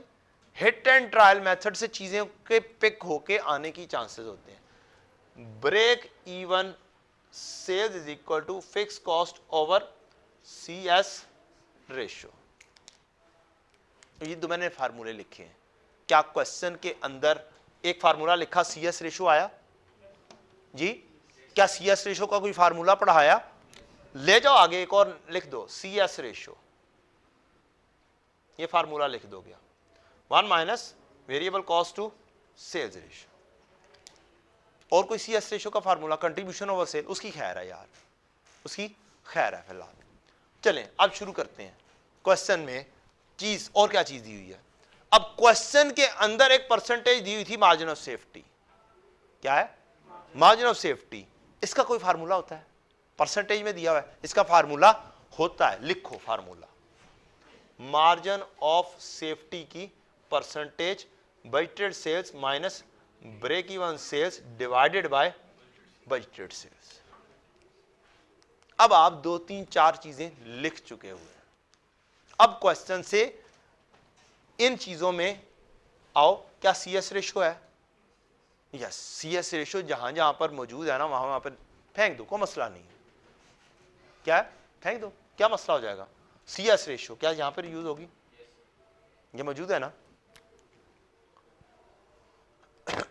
0.4 यहां पे यूज हो गई। और इसके अंदर मुझे एक चमक भी नजर आई एकदम से कि यार यस, यहां से फिक्स कॉस्ट बनती नजर आती है और मुझे ब्रेक इवन सेल्स कहीं से मिल जाएगी तो क्या हो जाएगा? क्वेश्चन फिक्स कॉस्ट पे पहुंच जाऊंगा। अब ब्रेक इवन सेल्स की कहानी देखनी है। ब्रेक इवन सेल्स का फार्मूला कहीं पे लिखा हुआ है? हाँ, मार्जिन ऑफ सेफ्टी। अच्छा, मार्जिन ऑफ सेफ्टी भी हमारे पास मौजूद है और यस, मार्जिन ऑफ सेफ्टी भी मौजूद है। अब मार्जिन ऑफ सेफ्टी जहां जहां पर यूज होती है वो लिख दो। एक ये है, एक और भी पढ़ाया है, एक ये भी पढ़ाया है, ये शॉर्टकट है, ये भी लिख दो, इसमें भी यूज होता है, ये भी लिख दो। Break even sales is equal to budgeted sales into 1 minus margin of safety की परसेंटेज। अब जस्ट क्वेश्चन है 0.25 है, यहां पर भी लिख दो यार 0.25, यहां पर भी लिख दो 0.25, कोई मसला? 1 माइनस। क्या क्वेश्चन के अंदर अब आपने एक और एक दो चीजें यूज कर ली? क्या ये मेरे पास क्या चीज दी है? Budgeted units. उसको मल्टीप्लाई कर दूंगा तो मेरी टोटल बजटेड सेल्स निकल आएगी। तो 13,140 ज़रब 150, मेरा काम हो गया, मेरी ब्रेक इवन सेल्स आ गई 13,140 ज़रब 150, 197,000। अब मेरी ब्रेक इवन सेल्स आ गई है, ये मेरी ब्रेक इवन सेल्स यहां पर पुट इन हो जाएगी 197,100 और यहां से मेरी बैलेंसिंग फिक्स कॉस्ट निकल कर आ जाएगी जो सी मुझे जरूरत है। तो फिक्स कॉस्ट मेरी आ जाएगी 7,400। आप क्वेश्चन उठा नहीं सकते, अब 2-3 फार्मूलाज नहीं यूज हुए यार, क्या हो गया है? 2-3 यूज नहीं हुए, मेरा आंसर जो मुझे चाहिए था वो क्या आ गया, मिल गया। ये नहीं यूज हुआ, कोई मसला नहीं, नहीं यूज हुआ तो ना से, ये नहीं यूज हुआ कोई मसला नहीं है, नहीं हुआ तो ये क्वेश्चन है, ये तरीकाकार है आपके क्वेश्चन को उठाने का सीवीपी के, और कोई मेरी समझ में नहीं आया तरीकाकार।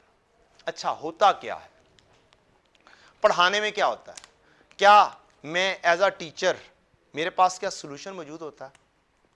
बोलें जी, मौजूद होता है क्या नहीं होता? मेरे पास सोल्यूशन मौजूद होता है। क्या मुझे पता होता है यार इसमें कौन कौन सी चीजें छुपी हुई हैं?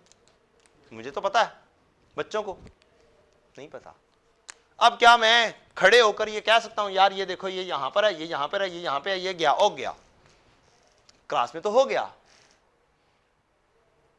लेकिन पेपर में किसने करना है? आप लोगों ने करना है, मैंने नहीं करना। और मैंने तो पहले से सॉल्यूशन देखा हुआ है। मैं ये भी तो कर सकता था ना यार, मैं 2 फार्मूलाज लिखता, यार ये देखो ये फिक्स कॉस्ट है और सीएस रेशियो है, ये यहां से ऐसे आएगा, ये आ गया, हो गया, क्वेश्चन हो गया। तो ये काम हो जाता है, ठीक, बाय चांस ये काम हो जाता है। मैं किसी को वो नहीं टारगेट नहीं कर रहा, हर कोई अच्छा पढ़ा रहा है माशाल्लाह से, स्टूडेंट्स लर्न कर रहे हैं, लेकिन मैंने जो लर्न किया सीवीपी को डील करने का, इससे और अच्छा तरीका नहीं पॉसिबल है। किसी को स्टूडेंट को पता हो मुझे फीडबैक दे दे कि शायद कोई और अच्छा इससे तरीका बेहतर हो, जिसमें स्टूडेंट क्वेश्चन को क्या कर सके, उठा सके। असल चीज है क्वेश्चन स्टूडेंट कर सके। इससे कम अज कम आपका सीवीपी का क्वेश्चन कुछ नहीं तो 80-90% तो हो जाएगा, जो कि 90% भी नहीं हो पाता। हम लोग पढ़ते हैं, सोचते हैं, नहीं हुआ जी। तो तरीकाकार क्या होगा? सिर्फ और सिर्फ एक है कि जो सी चीजें हैं लिंकिंग बनाते चले जाओ, लिखोगे लिंकिंग बनेगी, खुद ब खुद बनेगी, नहीं बनाओगे नहीं लिंकिंग बनेगी। आगे बढ़ते हैं बच्चों। अब मेरे पास टाइम सिर्फ और सिर्फ 5-7 मिनट है, और मैंने आपको एक अदद क्वेश्चन कोशिश करके करवाना है। बेटा इसके बाद क्लास कितने बजे? 6 बजे। वो खैर है, बड़ा टाइम है। एक होता ना कौन सा क्वेश्चन, कौन सा होता है जी दूसरा? मल्टाई प्रोडक्ट का। कौन सा जी? मल्टाई प्रोडक्ट का। उसका भी तो तरीका सिखाना है ना मैंने। कोई यार मल्टाई प्रोडक्ट का कैसे तरीका कार, उसको कैसे उठाना है भाई? एक सादा क्वेश्चन को तो बता दिया कि फार्मूले लिखते चले जाओगे, अब मल्टाई प्रोडक्ट का काम करना है। फार्मूलाज यही है बेटा जी। ये कौन सी टर्म का क्वेश्चन है? ऑटम। शायद सॉल्व किया हो आप लोगों ने, might be might not be, कर लेते हैं। मैं कहा यार रिसेंट वाली चीज पिक करनी चाहिए। तो यार अगर किसी ने जल्दी जल्दी करना है तो पिक्चर ले ले, क्योंकि time is short. Okay good, आसान काम है।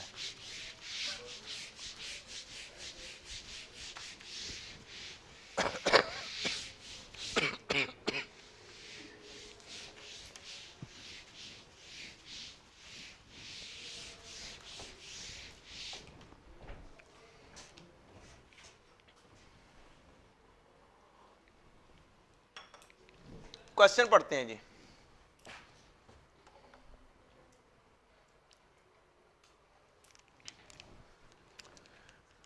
Uranus Limited manufactures and sells 2 products, X1 and Y1. Following is the latest information pertaining to X1 and Y1. आपके पास ये कुछ डाटा है, सेल्स है, सेल्स की सेल प्राइस है, variable cost, fix factory overhead है, फिक्स सेलिंग है, और फाइनेंस डायरेक्टर ने कहा कि यार आप काइंडली जो है ना इंक्रीज कर दें स्पेंडिंग, 3 लाख रुपए एडवर्टाइजमेंट पे लगाएं, देखिएगा क्या कमाल होता है। आप और एक और काम कर दें, काइंडली सेल प्राइस भी कम कर दें थोड़ी सी, ताकि मैं ना नहीं मचा दूंगा, मार्केट के अंदर, और मैं देखिएगा कैसे सेल आपको बढ़ाकर दिखाता। मैं गारंटी देता हूं 20% सेल बढ़ जाएगी।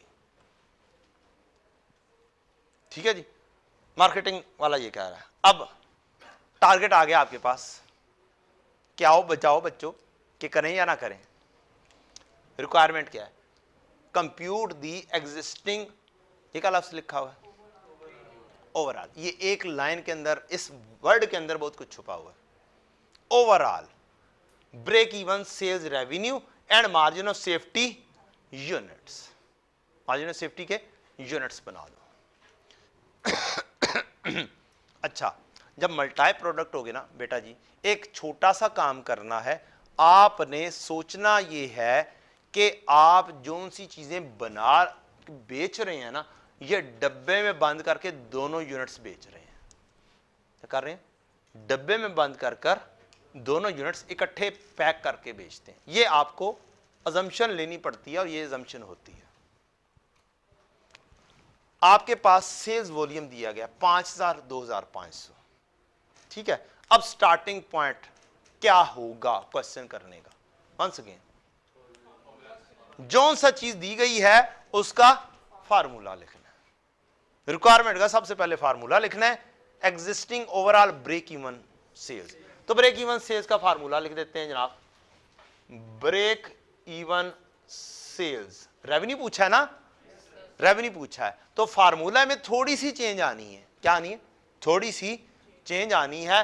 फार्मूला हो जाएगा आपका fix cost over C S ratio, लेकिन ये सी एस रेशो आएगी ऑफ अ पैक। इसको ऐसे भी बोलते हैं, इसको weighted average C S ratio भी बोला जा सकता है। और ये आपको निकालनी पड़ेगी, पैक के हिसाब से सी एस रेशो क्या होगी, और वो पैक के हिसाब से किस तरह से कैलकुलेट। एक ये वाली रिक्वायरमेंट थी। क्या आप ऐसा कर सकते हैं यार, लेफ्ट पेज के ऊपर फासले फासले पे फार्मूला लिख दो और राइट पेज पे वर्किंग कर दो? Is it possible? बिल्कुल है। दूसरी रिक्वायरमेंट क्या थी? मार्जिन ऑफ सेफ्टी के यूनिट्स पूछे हैं। इसका मतलब है weighted sales minus break even sales, और इधर सेल्स का रेवेन्यू पूछा है। तो क्या सेल्स के रेवेन्यू को डिवाइड कर दूंगा सेल प्राइस से, तो क्या सेल्स की क्वांटिटी आ जाएगी, सेल्स की यूनिट्स? यस। तो इसका मतलब है मेरा एक और फार्मूला यूज होगा ब्रेक इवन यूनिट्स मालूम करने का, break even sales divided by sale price. अब ये सोचना पड़ता है कि अब लिंकिंग बन कौन सी रही है। ठीक है, ये आपने लिख दिया, और अब आप हो गए उसको किया साइड पर। अब आप आगे ना शुरू हो जाना डील करना। एक तरीका कार है, जो इंफॉर्मेशन है रेडीली इंफॉर्मेशन, इसी तरीके से क्या करो, 2 कॉलम बनाओ, एक कॉलम टोटल का छोड़ देना, 3 कॉलम बनेंगे। फिर एक है x1, एक है y1 और एक है टोटल का। क्वेश्चन के अंदर जो इंफॉर्मेशन दी हुई है यूनिट्स को छोड़ दें। क्या सेल प्राइस दी हुई है? या सेल प्राइस पर यूनिट है, तो हम क्या करेंगे, सेल प्राइस लिखेंगे। कितनी है जी? 40, 400 और 2200। ठीक है जी। दूसरी चीज दी हुई है वेरिएबल कॉस्ट। Variable cost 3000, 1500। क्या इसको मैं कह सकता हूं यार, एक छोटा सा इसको मैं कह देता हूं ए है, ये बी है, C is equal to A minus B, और ये कंट्रीब्यूशन मार्जिन हो जाए। कितना आ गया? 1400 और 700। ये आपका स्टार्टिंग पॉइंट है वर्किंग का। अच्छा, मैंने कहा कि क्या चीज मालूम करनी है, C S ratio of a pack. Pack, pack के अंदर क्या मेरे पास क्वांटिटी अवेलेबल है 5000 और 2500? क्या ये रेशो बनाई जा सकती है? इससे रेशो बनाएंगे आप, रेशो 5000 रेशो 2500, तो कह सकता हूं इसके 2 और इसके 1। इसको मैं बोल देता हूं ये है बेटा जी डी। क्योंकि वर्किंग 100% कर दें ज़्यादा सुकून रहता है। क्या कंट्रीब्यूशन मार्जिन पैक का मिलता है? क्यों जी, contribution margin of a pack निकाल सकते हो? कंट्रीब्यूशन मार्जिन ऑफ पैक लिख दो, पैक कोई मसला नहीं है। क्या करूंगा मैं, A B C D E is equal to क्या सी इंटू डी करूंगा तो आ जाएगा contribution margin, C into D. 1400 ज़रब 2, 700 ज़रब 1, टोटल मेरे पास total contribution of a pack आ चुका हुआ है। अब मुझे चाहिए सी एस रेशियो मालूम करने के लिए, कंट्रीब्यूशन पैक का आ गया, अब सेल चाहिए पैक की, वो कैसे आएगी? वो भी लिखी हुई है, सेल प्राइस भी मौजूद है, उसकी रेशियो भी मौजूद है। कह सकता हूं सेल ऑफ अ पैक कितने का हो जाएगा? F is equal to A into D, A into D. 4400 ज़रब 2, 8800, 2200 ज़रब 1, 2200, ये टोटल कितना हो गया? 11,000। मेरे पास पैक का कंट्रीब्यूशन भी निकल कर आ गया, पैक की सेल भी निकल कर आ गई, तो मैं फिर C S ratio of pack भी मालूम कर सकता हूं। क्या करूंगा मैं? फार्मूला बनाना चाहें फार्मूला बना दें, नहीं बनाना तो लिख दें 3500 तकसीम 11,000, या फार्मूला लिख दें E divided by F is equal to A B C D E F G. क्या वैल्यू बनी? 0.318।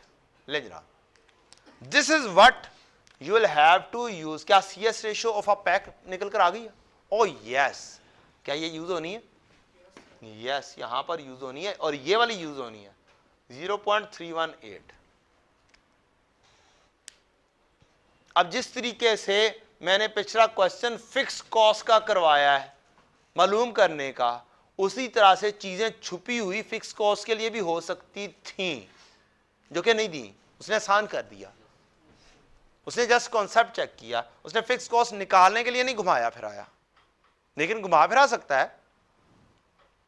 5.4 और 4.5 9.9 बन जाते हैं, 9.9 मिलियन, जो कि क्या बने? फिक्स कॉस्ट दी हुई है। तो आए जी 4.5 मिलियन प्लस 5.4 मिलियन, मुझे आंसर दे दें कितना आया ब्रेक इवन सेल्स का।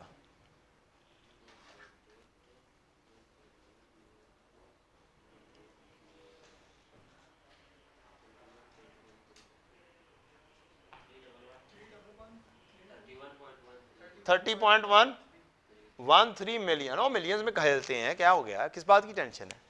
मिलियंस में खेल लेते हैं, राउंडिंग ऑफ हो गया ना, क्या मसला है? 31.13। क्या मेरे पास एक ब्रेक इवन रेवेन्यू ओवरऑल आ चुका है? यस, एक काम हो गया मेरा। अच्छा, अब क्या मैं अब ब्रेक इवन यूनिट्स मालूम कर सकता हूं? वो भी ओवरऑल पैक्स मालूम कर सकता हूं। मेरे पास पैक्स की सेल आ गई है, पैक्स के ऊपर ही अगर मैं पैक की सेल प्राइस से डिवाइड कर दूं, sale price of a pack, तो ब्रेक इवन सेल है 31.13 million as per the students, divided by अब पैक की सेल प्राइस को उठाना है बेटा जी। किसको उठाना है? पैक की सेल प्राइस टोटल कितनी है? 11,000 रुपया। 11,000 को उठाऊंगा तो मेरे पास क्या आ जाएगा? अब सही वाली वैल्यू निकालना, ये मिलियंस में है, अब यूनिट सही वाले निकाल कर दे देना। नहीं ना यार, तुम सही नहीं कर रहे यार। नहीं, मैं नहीं मानता, मैं नहीं जानता। Here is my calculator. Here is my calculator. बेटा एक और शॉर्टकट, 31.13 मिलियंस है। क्या है? मिलियन है। एक बटन होता है आंसर के बिल्कुल साथ। 1 मिलियन में कितने सफर होते हैं? हम काउंट करते रहते हैं कि क्या है 6 सफर होते हैं। ये इस बटन को दबाओ और 6 लिख दो, ये 31.13 मिलियन लिखा गया, डिवाइडेड बाय 11,000। 2830 2.8 बोले जा रहे थे, नहीं मैं यार मेरा नहीं दिल मान रहा था 2830, अब मुझे मेरा दिल मान रहा है 2830 पैक्स। 2830 क्या है? पैक्स हैं। और हर पैक में 2 यूनिट्स हैं किसके? x1 के। तो मल्टीप्लाई बाय 2 करूंगा तो क्या हो जाएगा, और मल्टीप्लाई बाय 1 करूंगा तो क्या हो जाएगा। अब जैसे मर्जी वर्किंग कर दो, CMA के अंदर तो टेंशन ही कोई नहीं ना। 5660 और 2830। हाँ, अगर सोफिस्टिकेटेड होना है तो इधर आ जाओ, यहां पे लिखो यूनिट्स ऑफ क्या है, break even unit, sorry break even units. Pack निकले 2830 मल्टीप्लाई बाय डी, 5660 और 2830। अगर सोफिस्टिकेटेड होके काम करना है, अगर हमें रफली काम करना है तो इंज कर दो, कोई मसला नहीं है यार, जितने दिमाग चलते हैं ना चला दो। असल चीज ये है ये सोफिस्टिकेटेड काम, ये वाला काम। अच्छा जी, अब क्या मेरे पास दोनों के यूनिट्स आ चुके हैं? और क्या उसने मुझे मार्जिन ऑफ सेफ्टी के यूनिट्स बोलने हैं? यस, यूनिट्स बोल रहे हैं बेटा जी। तो मेरे पास मार्जिन ऑफ सेफ्टी के यूनिट्स x1 के और y1 के दोनों के चाहिए मुझे। क्या बजटेड सेल्स क्वेश्चन में गिवन की हुई है? यस, 5000 यूनिट्स और 5000 यूनिट से 2500 यूनिट से, ये दोनों मुझे गिवन किए हुए हैं।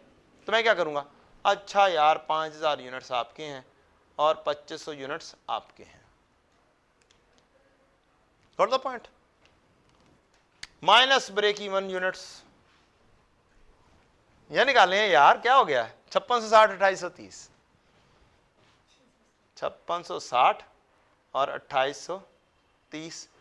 आंसर आपका नेगेटिव में आ रहा है। क्या आ रहा है? और अब बच्चा होता है परेशान, आप इसका आंसर है ही नेगेटिव में। एग्जामिनर का सॉल्यूशन दिखाऊं, नेगेटिव में ही है। उसने ऑफर क्यों लगाई है, निचली ऑफर क्यों लगाई है कि भाई मैं सेल्स बढ़ा देता हूं आपकी, आपसे ब्रेक इवन भी नहीं पूरा हो रहा, आप ब्रेक इवन भी नहीं अचीव कर पा रहे, we are in losses, it means we are in losses. परेशानी वाली कोई बात नहीं, कोई गलत नहीं हुआ। कितने हैं जी? 660। आप यहां पर लिखें नेगेटिव, 330 नेगेटिव। क्वेश्चन गलत नहीं हुआ, क्वेश्चन बिल्कुल ठीक हुआ है, 100% ठीक हुआ है। तो तरीका कार सिर्फ है क्वेश्चन को उठाना कैसे है, लेकर कैसे जाना है।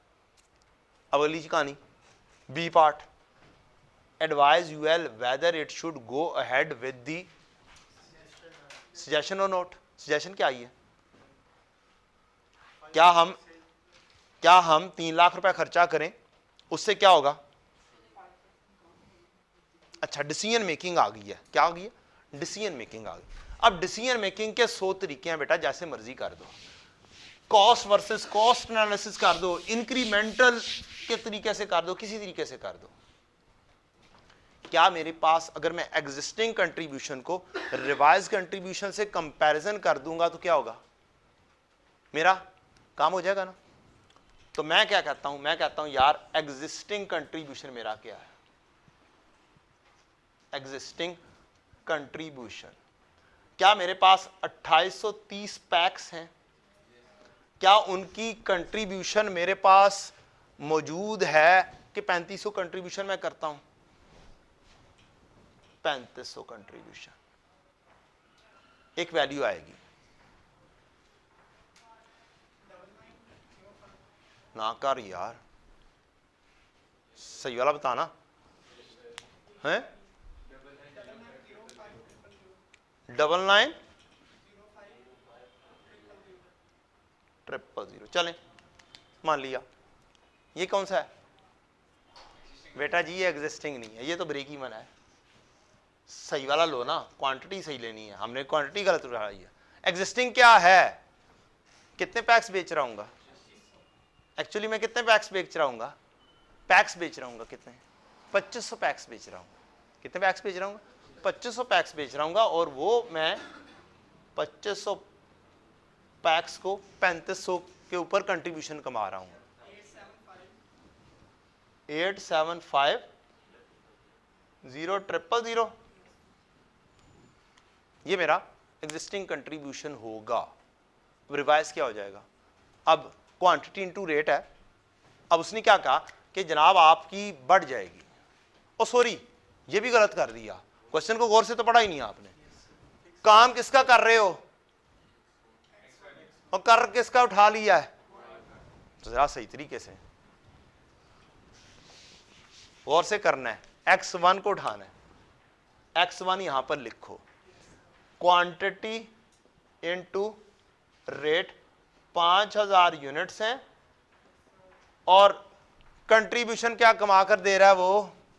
5000 का किधर से गया? कंट्रीब्यूशन मार्जिन 1400 रुपए उसका। 1400 है ना? इसको ही देखना है वो उसने। अब बताओ क्या चीज है? सिर्फ 7 मिलियन। क्वेश्चन में लिखा क्या हुआ था? हम भी इधर उधर भागते रहते हैं, क्वेश्चन को गौर से नहीं पढ़ते। x1 लिखा हुआ कि x1 का ही उसने कहा है। अब रिवाइज में क्या आएगा?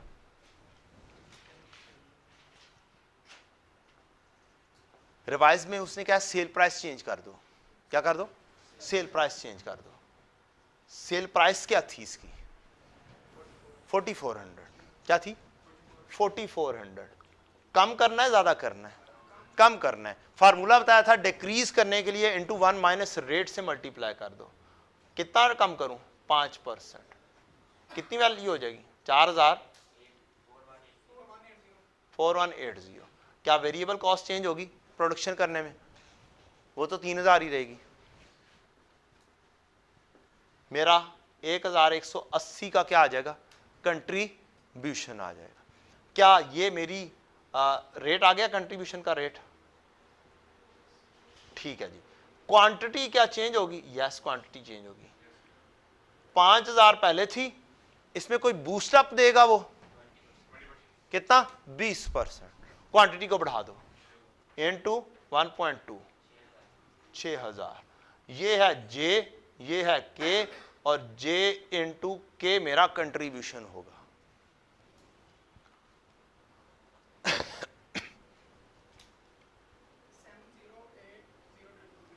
7080000। क्या आंसर आ गया है? नहीं आया। और 3 लाख रुपया खर्चा भी तो करना है। ये इंक्रीमेंटल खर्चा है, इसको लेस करोगे, 3 लाख खर्चा लेस करोगे तो आपका क्या आ जाएगा? अब सही वाला कंट्रीब्यूशन आएगा 6780000। अब इन दोनों को क्या करो? कंपैरिजन करोगे और क्या कहोगे? कंक्लूजन। और कंक्लूजन के बेटा जी लाजमी तौर पर मार्क्स होते हैं, चाहे 0.5 मार्क्स हो। कंक्लूजन जस्ट आपने सारा काम कर दिया, कंक्लूजन नहीं दिया, फर्क है। लिखो, since my existing contribution margin is higher than the suggestion, so we should not advertise। हमें एडवर्टाइज नहीं करना, कहानी खत्म। हम लॉसेस कर रहे हैं और लॉसेस में नहीं जाना हमें। ये छोटा सा क्वेश्चन था 7 मार्क्स का, जिसमें आप आराम से क्वेश्चन को क्या कर सकते थे? 7 में से 7 मार्क्स अचीव कर सकते थे। और जाके पढ़िएगा इसके कमेंट्स क्या हैं कि स्टूडेंट्स ने क्या परफॉर्मेंस दी है, प्रोवाइडेड आप सही तरीके से चलें तो CVP is an easy question for you for getting the marks and for passing. और एक हिसाब से मेरे नजदीक तो मस्ट क्वेश्चन है ही है। सीवीपी का डिसीजन मेकिंग का एक मस्ट क्वेश्चन होना ही होना है। 30 से 35 मार्क्स का ग्रेड है,